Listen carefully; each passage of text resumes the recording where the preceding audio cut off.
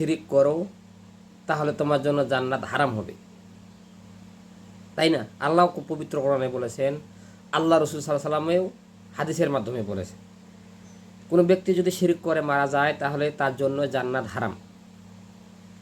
কিন্তু কোরআন এবং হাদিসে এটাও পাওয়া যায়, যদি তোমার ইখলাস ঠিক না থাকে, ইখলাস যদি ঠিক না থাকে তাহলে আপনি জান্নাত যেতে পারবেন না। তার জন্য ভাই ইখলাস ঠিক করেন, যা কিছু করবেন আল্লাহর জন্যই করেন, মানুষ দেখানো করেন না।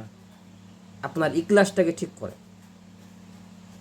ইখলাস ঠিক না থাকলে আল্লাহ সুবহানাহু ওয়া তাআলা কোনো কিছু গ্রহণ করবেন না। যেমনটা শিরক করলে গ্রহণ করে না, ঠিক তেমনই ইখলাস যদি আপনার পরিপূর্ণ না হয় তাহলে আল্লাহ সুবহানাহু ওয়া তাআলা আপনার আমল গ্রহণ করবেন না।